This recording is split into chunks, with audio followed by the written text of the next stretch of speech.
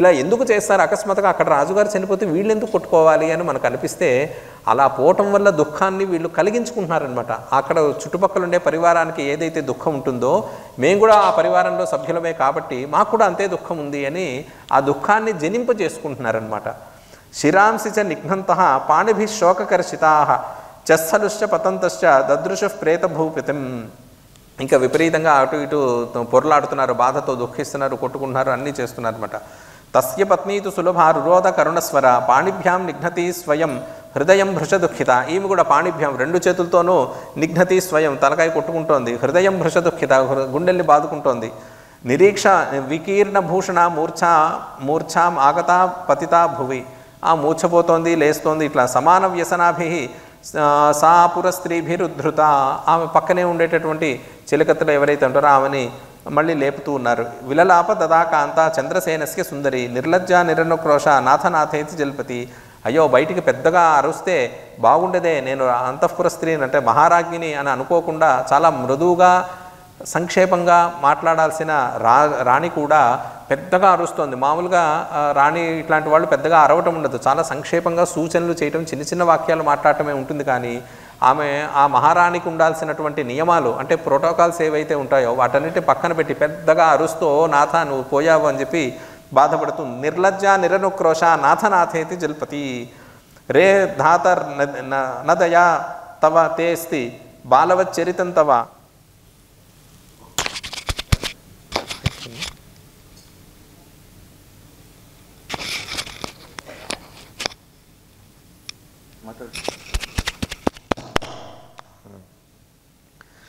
ఈమె తన దుఃఖాన్ని ఇంకాస్త వెళ్ళగట్టడం కోసం ఏం చేస్తోందంటే బ్రహ్మదేవుడినే తిడుతోందనమాట. రే ధాత అని, ఒరే బ్రహ్మ అని ఏకవచనంతో బ్రహ్మని రే ధాత నా దయాతేస్తి, నీకు దయ లేదా? బాలవచ్చరితంతవ, చిన్నపిల్లవాడు ఏదో చేసినట్టుగా, చిన్నపిల్లవాడు చేసినట్టు తెలిసి అజ్ఞానంతో చేసినట్టుగా నువ్వు నా భర్తని తీసుకువెళ్ళిపోతాయా? యునంక్షి స్నేహభావేన వినియుంక్ష్వ కృతార్థకం. నువ్వు ఈ రకంగా చేస్తున్నావా?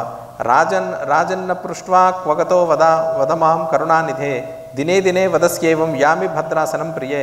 ఓ రాజా, నువ్వు చెప్పకుండా ఎక్కడికి వెళ్ళిపోయావు నాకు చెప్పు అని చెప్పి ఈ రకంగా ఆమె రకరకాల దీంట్లో మాట్లాడుతుందన్నమాట. అలా మాట్లాడుతూ ఆమె దుఃఖాన్ని కక్కుకుంటూ ఉన్నప్పుడు సందర్భంలో సుమంతు ప్రకృతిస్తస్య మనోరంజన ఏవచ ద్వావప్యోదితాం తత్ర కిం రాజ్యస్య భవిష్యతి. అక్కడ 2 మంత్రులు ఉన్నారు, సుమంతు ప్రకృతి అని చెప్పి వీళ్ళు మంత్రులు ఉన్నారు. వాళ్ళు ఈ రాజ్యానికి ఏం కావాలి?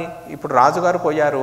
ఆవాభ్యాం అవిచార్యైవ క్వగతో నృపసత్తమ కస్మాన్న వదసే రాజన్ కిమర్థం మౌనమాస్థిత. వారు కూడా రాజు యందున్నటువంటి ఆ ప్రేమతో వచ్చి అకస్మాత్తుగా ఈ సంఘటన జరిగేసరికి రాజుగారిని అడుగుతున్నారనమాట, మేమేమి రాజ్యాన్ని చేయగలుగుతాము, నువ్వు చెప్పకుండా ఎక్కడికి వెళ్ళిపోయావు, మాకు మౌనంగా ఎందుకున్నావు రాజా, మాకు వచ్చి సమాధానం చెప్పు, ఏం చేయాలి ఈ రాజ్యాన్ని అని చెప్పి వాళ్ళు కూడా అదే రకమైనటువంటి దుఃఖాన్ని వెళ్ళగక్కుతున్నారు. కస్మాన్న వదసే రాజన్ కిమర్థం మౌనమాస్థిత నపశ్యసి ప్రియాం భార్యాం మనాఢామివ విహ్వలాం సహైవ యాతో నృపతే త్యక్వా సర్వం గృహాశ్రమం అనాథం నగరం తేజ్య రాష్ట్రం వా కోవా పాస్యతి. ఇలా కనుక నువ్వు ఉన్నట్టుండి రాజ్యాన్ని మొత్తాన్ని వదిలేసి వెళ్ళిపోతే ఈ రాజ్యం మొత్తం అనాథ అయిపోయింది, ఎవరు దీన్ని రక్షిస్తారు అని చెప్పి ఇట్లా అంటూ ఉండగా వాళ్ళు రకరకాల విచారణ చేస్తూ ఉండగా ఏతస్మిన్ అంతరే తత్ర బభాణ బ్రాహ్మణ స్తుధీ వేదశాస్త్రార్థ తత్వజ్ఞ ప్రస్తుతం నిష్ఠురం వచః.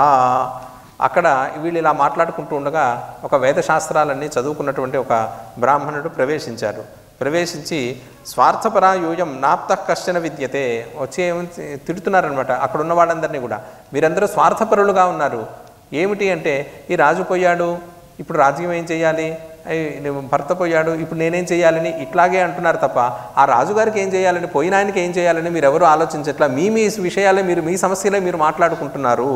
స్వార్థపరా యూయం నాప్తః కశ్చన విద్యతే. అక్కడ నిజంగా రాజుగారికి ఆప్తుడైన వాడు ఎవరూ నాకు ఇక్కడ కనపడట్లేదు, మీరందరూ స్వార్థపరులుగా ఉన్నారు. సుహృదాం రోదనాశ్రూణి ముఖే ప్రేతస్య యాంతి పృథివ్యాం భారతాం యాతి ప్రాణహీనం కళేవరం. ఇక్కడ ఇంకొక ధర్మ సూక్ష్మం చెప్తున్నాడు అనమాట.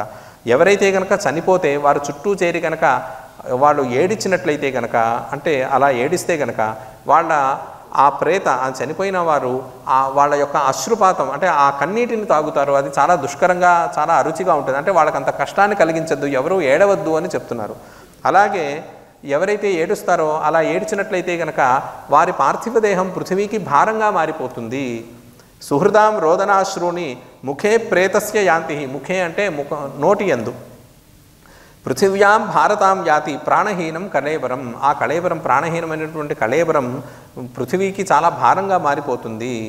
యస్యా మనోనుగత్యర్థం నసారోదీతి కర్హిచితు యూయం సర్వే నాగరికాః స్వకార్య గమనాకులాః సూర్యవంశ్యా సోమవంశ. ఇప్పుడు చెప్తున్నారనమాట, ఎవరయ్యా శాశ్వతం, ఎవరు శాశ్వతంగా ఉండరు, ఏదో ఒక రోజు పోవలసిందే అని చెప్పి అనే సందర్భంలో యూయం సర్వే నాగరికాః స్వకార్య గమనాకులాః సూర్యవంశ్యాః సోమవంశ్యాః ఏ రాజానో మృతానకిం. ఎవరైతే కనుక సూర్యవంశరాజులు ఉన్నారు, చంద్రవంశరాజులు ఉన్నారు, వారందరూ ఈ రోజు కూడా ఉన్నారా? వాళ్ళందరూ పోయారు కదా. తస్మాదుత్థాయ సర్వేపి రాజ్ఞః కుర్వంతు సంస్కృతిం. ఆయనకు చేయవలసినటువంటి ఔర్ధ్వదైహికమైనటువంటి సంస్కారం, పోయిన తర్వాత చేయవలసినటువంటి చర్మ సంస్కారం ఏదైతే ఉందో అది మీరందరూ కలిసి చేయండి. మృత సంస్కార కార్యః స ఏవాప్తః న చాపరః. ఇలా పోయినప్పుడు ఎవరైతే చేస్తారో వాళ్ళే అతనికి ఆప్తుడుగా అవుతారు. మృత సంస్కార కార్యః స ఏవ ఆప్తః న చాపరః. ఏవం తదర్థం హి లోకస్య జ్యాయసి పుత్రగృధ్నుత. ఇలా ఎవరైతే చేస్తారో అంటే కాబట్టి ఈ పని చేయడం కోసమే పుత్రుడు అనేవాడు ఉన్నాడు కాబట్టి అలా. తస్మాత్ ఆనీయతాం ధర్మపుత్రః అథవా అస్య ఏవచ సహి క్రియామారభతు సర్వైర్దేయా తిలాంజలి. అతను వచ్చి ఇప్పుడు ఆ రాజుగారికి సంబంధించిన ఉత్తర క్రియలన్నీ చేయడానికి అతను కొడుకు ఎవరైతే ఉన్నారో అతన్ని తీసుకురండి, తీసుకువచ్చి ఆ కర్మ మొదలు పెట్టించండి, మీరందరూ కూడా చేయవలసిన తర్పణాలన్నీ కూడా చేయండి అని చెప్పారు. అయితే అక్కడ వచ్చేసే ఇబ్బంది ఏంటంటే ఆ రాజుగారికి కొడుకు లేడనమాట. అది వచ్చిన అసలు ఇబ్బంది. తతస్తే నాగరా సర్వే ద్వావమాత్యో త్రయశ్చతాః ప్రబోధిత బ్రాహ్మణేన చక్రుస్తస్యోర్ధ్వదైహికం. అప్పుడు ఏమన్నారంటే సరే వాళ్ళలో ఉన్నటువంటి ఒక మంత్రినే యోగ్యమైన వాడు అని చెప్పి ఆ మంత్రి చేతనే ఔర్ధ్వదైహికమైనటువంటి సుమంతు అనేటటువంటి పేరు కలిగినటువంటి మంత్రితోనే మొత్తం అంతా చేయించారు. అది పూర్తి చేశారు.